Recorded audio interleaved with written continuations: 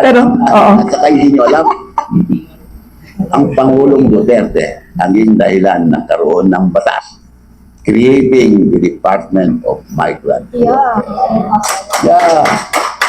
Sabi na, si Pangulong Duterte, ito mabuti sabihin ko sa inyo kasi meron mga sira dyan, mga sinungaling, inaangkin nila yung OFW Hospital. Ay, nakakahiya sila. Pwede ko lang ilatag ninyo yan, sir? Oo, alam mo yung ano, Ibet, yung... Penny po, penny. Penny. Penny, alam mo yung ano, yung hospital na yan, walang gastos ang gobyerno. Walang gastos ang gobyerno. Nagbigay si Ricky Razon ng 600 million. Hindi ko alam kung bakit, basta sinabi ko. Kasi nagkwentuhan sila ni Senator Villar, Cynthia Villar, nagkwentuhan sila. Ako, nasa labas ako dahil na-late ako sa dinner sa Malacanang. So hindi ako makapasok. Nandun sila nagkwentuhan. Sabi ni Ricky Razon kay Senator Villar, ma'am, tapos na yung clinic mo. 40 million yun, ma'am. Kailan mo inaugurate? Sabi gano'n. Ay, diditkuan natin. Papasalamat ako. Gano'n ni Cynthia.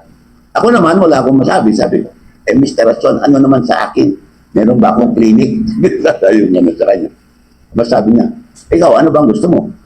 Sabi ko, kayong bahala. Ano mo sagot niya? Okay na ba sa'yo 600 million? Sabi ko, siyempre boss, sabi ko, tinanggap ko. Tapos, nung natanggap ko na yun, naghanap na ako kung saan ko ilalagay. Saan ko ilalagay yung hospital na 600 million. Nalaman ni Governor Pineda ng Pampanga. Inalok niya yung 2 hectares na lupa niya sa tabi ng provincial capital. Di lalo na.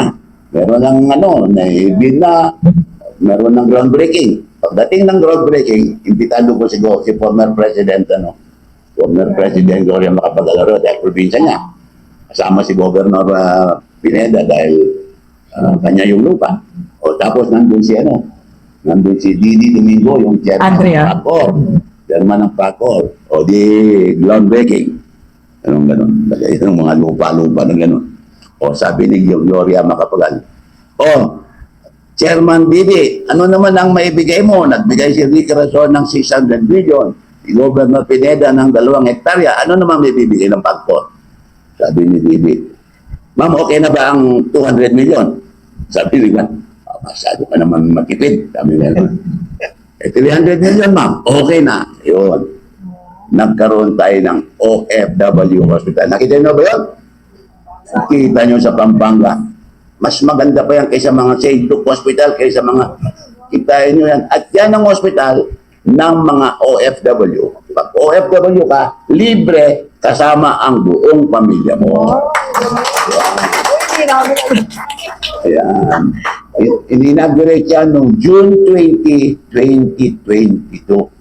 Term pa ni Pangulong Rodrigo Duterte. Ngayon, may mga nag-aangkin sila daw nagpatayo. Mga siraulo. Yun mo. Hindi ko na sasabihin kung sino nagsabi nyo. Pero, God bless their soul. Kapatay na. Kasi sila. Kaya siguro matay. Dahil sinabi niya na sila ang gumawa. Samantala at panahon ni Duterte. June 2022. Not June. May 2022. 2 months bago mag-end ng term ni Pangulong Duterte. Doon. Pumunta tayo doon. Andun si Alpucia. Magalo po ba? Pero, Kapeni, basta sir, mawalang galang, for 900 million, meron ng ospital. Ngayon po yata, hindi million ang usapan, billion. Hindi pa natin alam kung may tatayo talagang proyekto. Nagugulat lang po ako sa candidness ni Secretary Delio to be able to come up with a hospital dedicated for our OFWs to that amount, no? Na pwede na pala sa ganyang halaga. Pwede. Walang SOP. Ayan kita mo, hindi nyo pala nakikita pa yung ang ganda ng hospital na yan. natin, baka, Ayan, pakita mo dyan. baka pwedeng i-search, tapos ipakita mo dito. Pwede na Yan i-search, ang tapos pakita mo. hospital. Secretary, for OFWs lang yan? O may iba pa? Pati ba yung family members nila? Buong pamilya. Buong pamilya. Alright. Yung mga hindi OFW, pwede rin kaya lamang bayan. Ang mga libre dyan, yung mga OFW.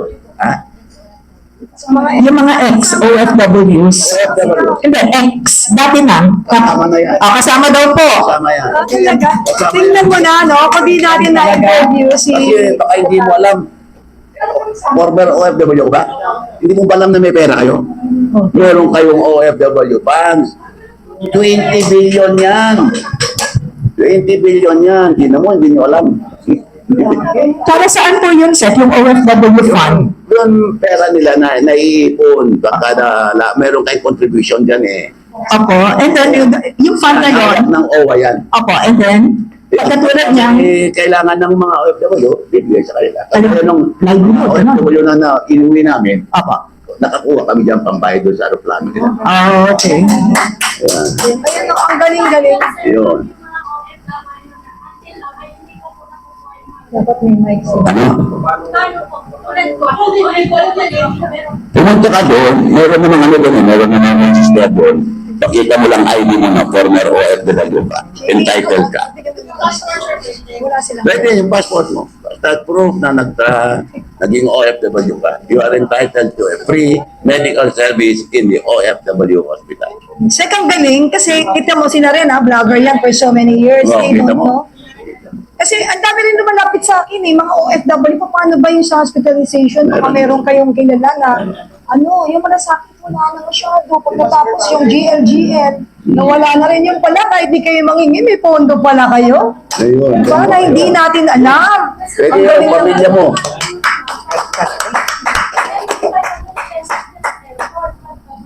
May 500. Ayun, alin? May 500 daw sila nami-receive pesos. 500 Pagbaba, binibigyan sila ng 500. Sino nagbibigay? Yung mga OFWs. Kasi Meron dyan sa kung yung sa pagbabayo, meron sila binibigyan ng financial assistance. Reintegration program nila yun. 500. Pero hindi 500 yun. Oh, tingnan mo, may kalpas. Talagang Pero may matatanggap daw kayo. May 10K daw kayo. Nakakuha po Oo, kayo. dumuli ka? Oo. Hindi, Talaga? hindi naman 500. Yun ang lilit naman nun. Ang laki ng kalpas na ito. Kaya tiwalo ka pala.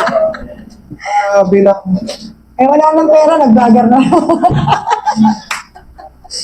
Mas may pera daw sa vlogging.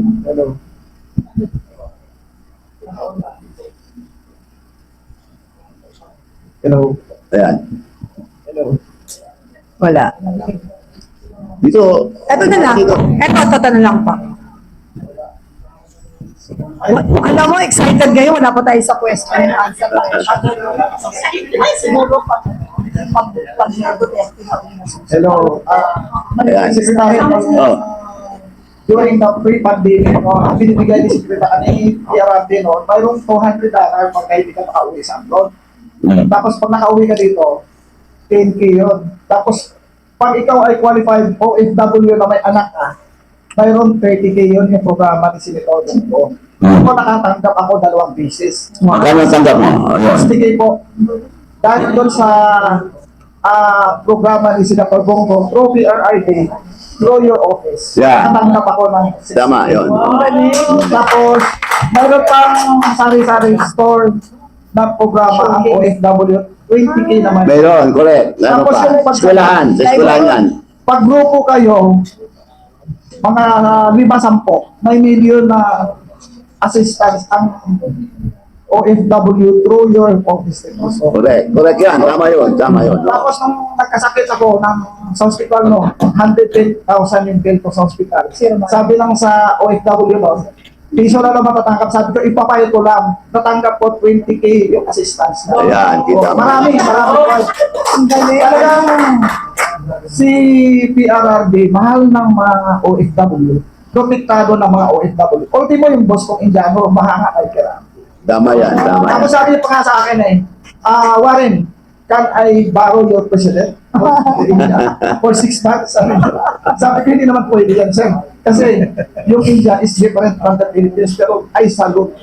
Pataas ang respeto nila sa mga Pilipino during Nakakaiyak. PRRD. Tapos yung mga foreigner mo, secretary, nasa Abu Dhabi ako nung tinransfer. Abu Dhabi ka pala. Okay ah. From Oman to Abu Dhabi, tinransfer ako ng employer ko. Galing ka rin sa Oman. Opo, Oh. for 4 years. Tapos nung sa Abu Dhabi, Ayon ko sa Oman, senior document controller yung position ko. Bali, inoperan ako ng HR coordinator sa Abu Dhabi. Naglalakad ako sa downtown, no? Hey, you are Filipino, sabi ng mga puti. Ayan. Ilan taon ka na OFW, kaibigan? 11 years, sir. Malaki ang pera mo dun sa OWA Funds, ha? Oo, Meron na. alam namin, 20 billion yan nung umalis ako. Ewan ko kung ilan taon na nila. Pero 20 billion solid yan. Billion ha, billion. pero sabi ng secretary, no, yung 20 billion yung ginamit ng repatriation ng mga OFW. Ayan. Hanggang tayo. Ano ba? Nagamit ba? Nadami na daw. Sabi nila, rason nila doon nagamit kung sa pag-repatriate ng mga... Hindi, pero alam mo, kung minsan nababawasan, pero dahil continuous contribution ng mga OFW, bumabalik ang pera. Nare-replenish yun. Totoo yan. At ito pa, ang pinakamaganda natin kung ay di kasi yan natin, nag-survey ang buong mundo, no, sa world leader. Ang rating ni PRRD, 91.5. Tinalo si Putin, tinalo si Trump, tinalo si... Ayan. Talaga? Oo. Galing naman.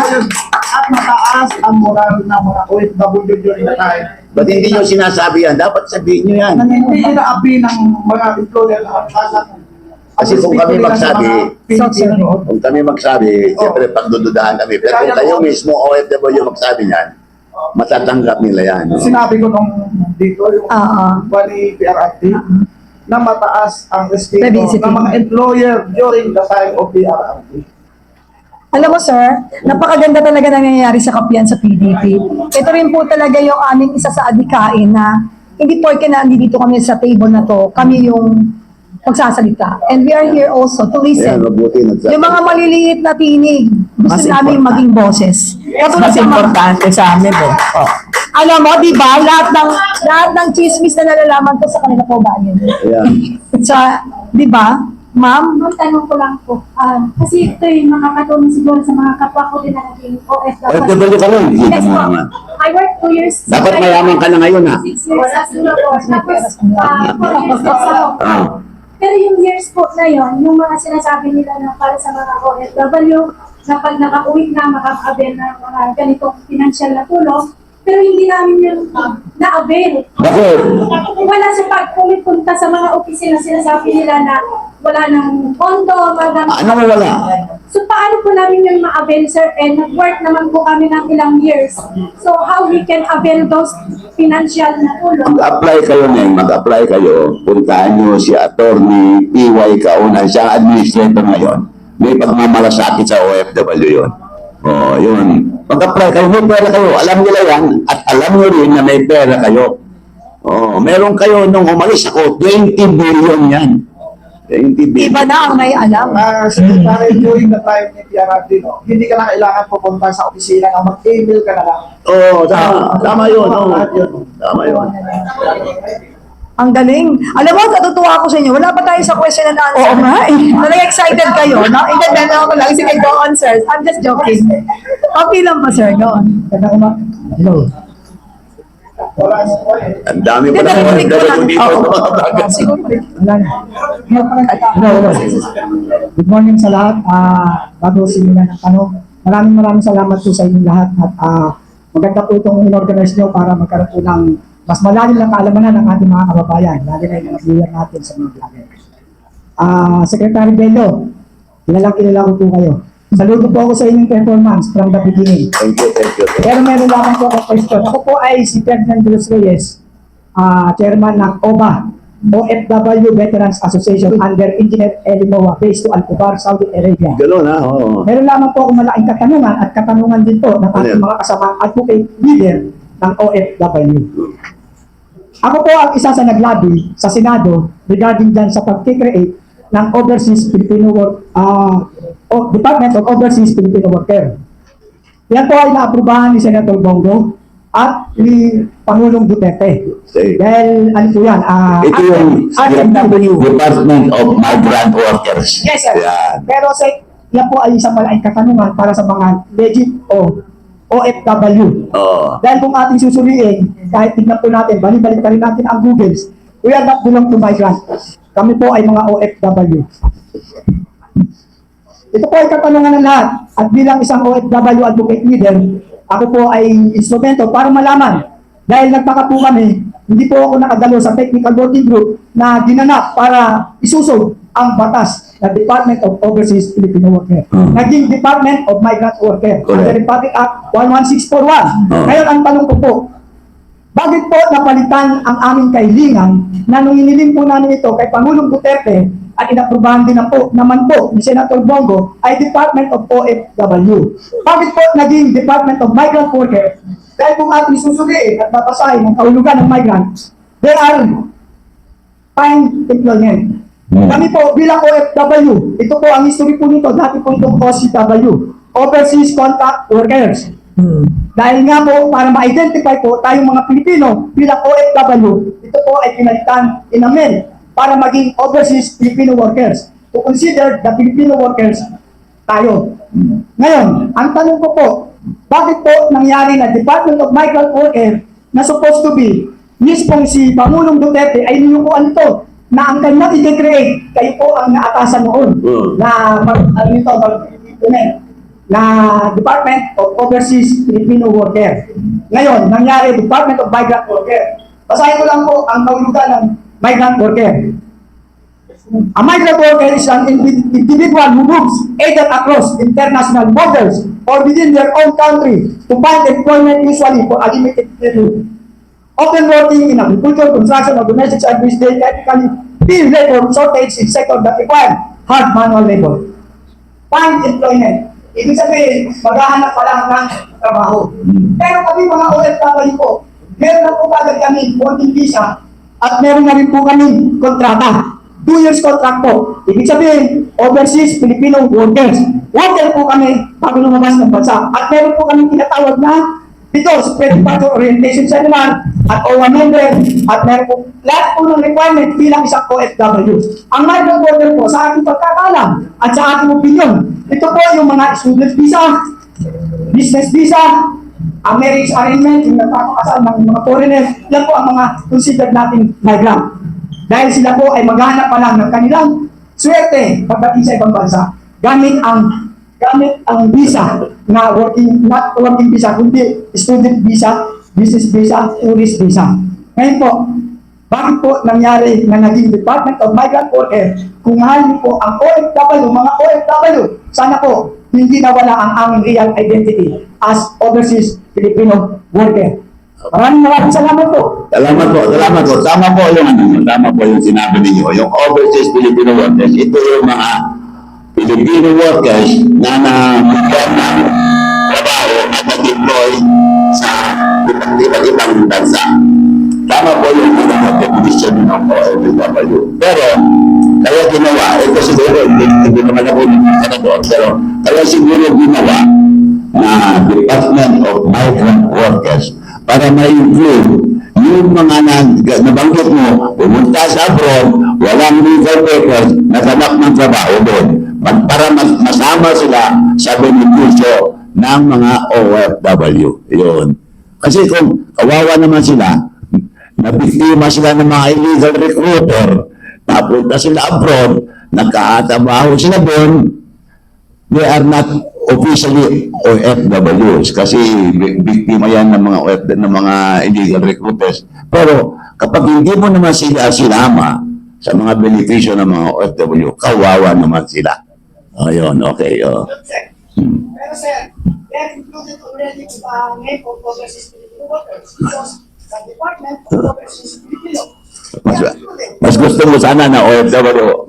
Because that is the real identity and that is long time ago before, previously, overseas contract workers. Dahil na, inamin dyan, dahil gusto ma-identify na, kasi marami pong overseas workers. Correct, Hindi naman correct. po Pilipino. Oo. Meron po Sri Lanka, may Indiano, may Egyptian, meron po Indonesian, Malaysiano, marami po Nepali. Kaya, Ang dami Nepali. kaya ang ginawa ng ating Pangulo previously, ginawa niya pong inamin dyan, na patawag na overseas Filipino worker, so exclusive to the Filipino people, that we Filipino. Ngayon, naging Department of Migrant Worker, na supposed to be, lumalabas siya na gano'n pa lang ang unang trabaho, yan pa nga po ang problema natin. Problematic po ang mga migrants natin sa lakas ng bansa. Dahil kung nagka-problema sila, hindi po sila kontrakt.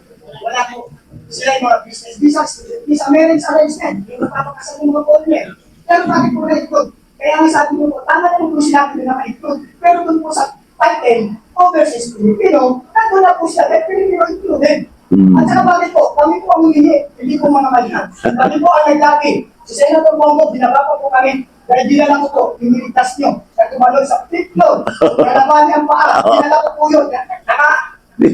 Pero matandaan mo pa pala yun?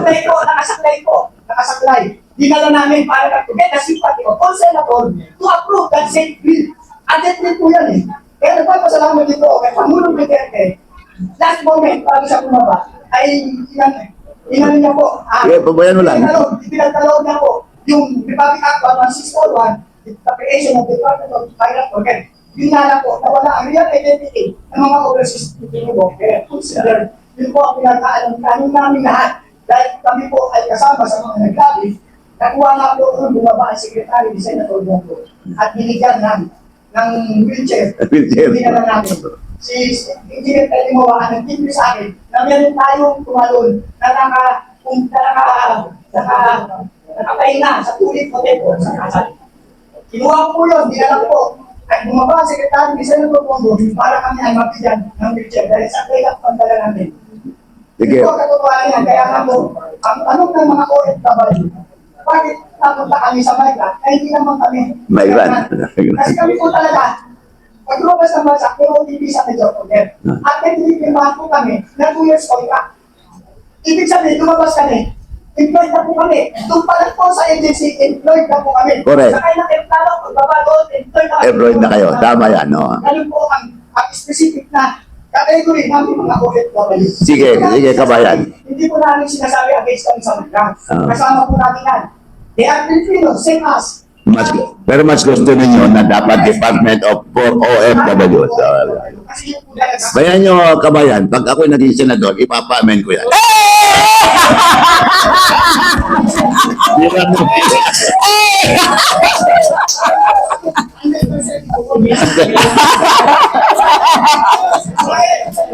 Biro lang ko.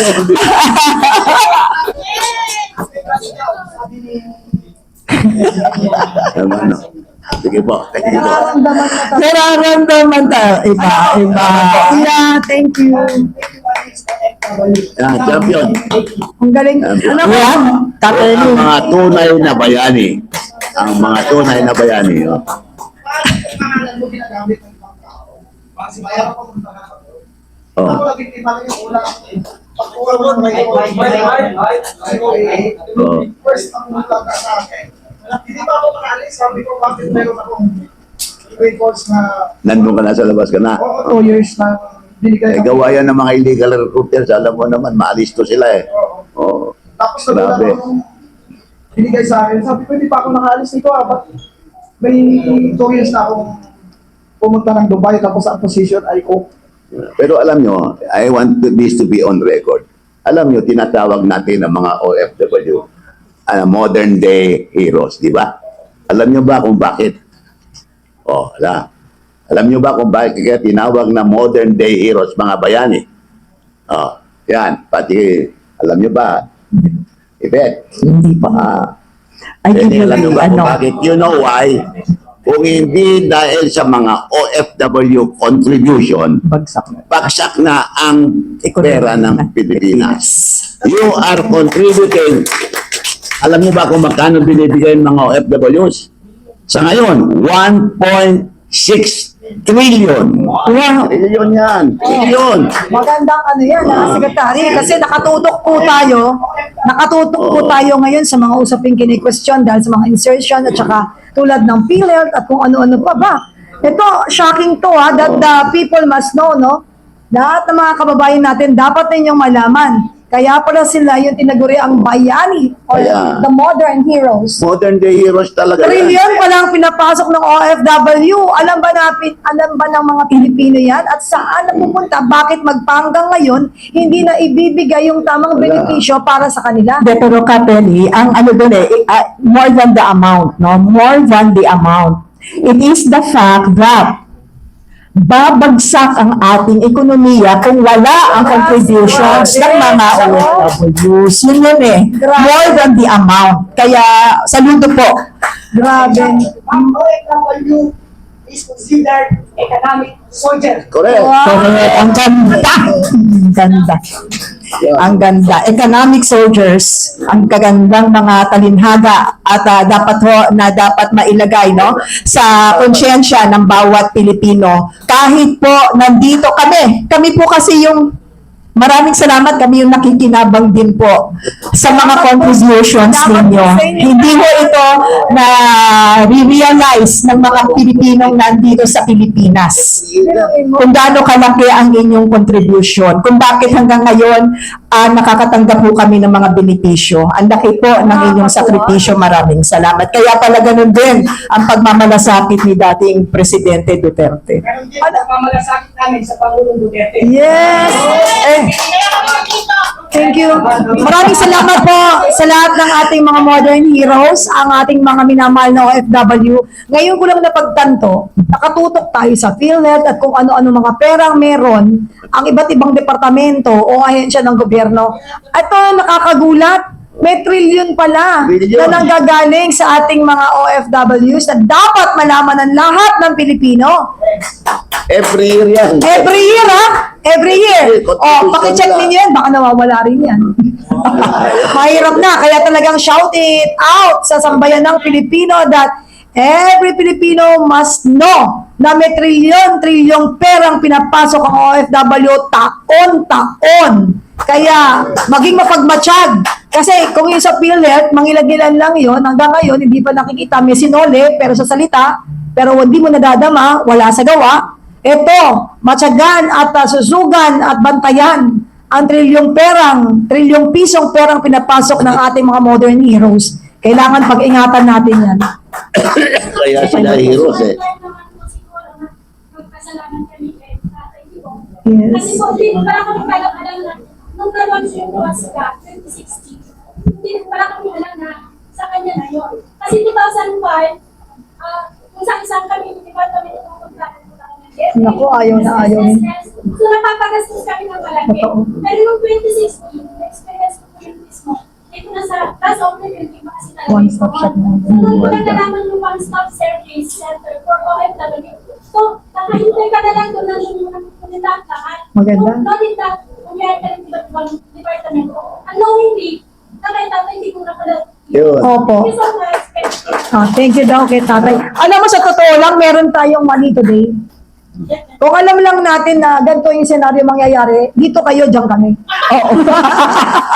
At para mas malakas yung tinig ninyo. Yung tinig, oo. Sa susunod magbigay tayo ganon, diyan kami, dito kayo, kami yung tatanong sa inyo. Kasi sa totoo lang, lahat ng tao may alam, but they don't have the guts to question para sa ikapapanatag at ikalilinaw ng lahat ng usapin. Yan po, Kabayan natin sa abroad, naka-deploy sa abroad, nawalan ng trabaho. Dahil COVID eh. So, nang ginawa ng Pangulo, inuwi niya lahat. We brought home 1,222,000 OFW. 1 million. At uwi sila. Kaya ito si Secretary Kapdak, bilib ako dyan. Kaya bagay talaga siya dyan sa BMW eh. Kasi siya ang OWA administrator noon. So, lahat ng mga umuwi, everyday may umuwi ng mga OFW, nandyan sa airport. Pagdating sa airport, antigen. Pagka positive, hospital. Pag negative, hotel. Kaya noon, nung COVID, walang mga hotel guys, di ba? Dahil COVID eh. Kaya kami, the Department of Labor, ang bumuhay sa mga hotel. Manila Hotel, Sofitel, Conrad Hotel. Pinuno namin yan ng mga OFW. Biro mo, 5-star hotel. Ang Conrad is 6-star hotel. Hindi pa ako nakasubok dyan. Pero yung mga OFW natin dyan sila, puno. Pati Sogo, puno. Hotel na yun. hotel na yun. Okay. Ubus eh. Ubus, we went as far as Batangas to look for hotels. Kasi puno. Biro mo, 1,020,000 na OFW. Inuwi namin yan. After 7 days, pag negative na sila, uwi naman nila. Kung pupunta sa probinsya Mindanao, either barko o aeroplano. Kung dito sa Isabela, kagaya ng bahay ko, bus. O, ganun. Inuwi namin lahat yan. 1,022,000. Great. Ganun kaano ng pag-asikaso ni Pangulong Duterte. Sobra. Ang masama ko dun, ang pinakamahirap na parte, yung nag-uwi kami ng patay. Kasi namatay sa COVID. Tapos sasalubungin na, hindi nakaano kami. Eh, yung ataol nila, nandyan. Siyempre, takot kami lumapit. Siyempre, pero trabaho namin eh. Sabi na, pagkakuha dyan, takbo agad sa crematorium. I-cremate. Tapos ilibing. Kasama yung mga pamilya. Yun. Ganun ang inuwi ng Pangulong Duterte. 1,022,000. Grabe. Yun ang hindi mo alam. Maganda talaga yung sa kapiyan natin eh, kahit eh. Ang daming revelations, no? Maraming mga pangyayari na Hindi na lalaman. hindi alam. And deserve lang nating malaman kasi sa totoo lang, lalo na hindi pa pala pwedeng i-compare yung dati sa ngayon talaga ang comparative.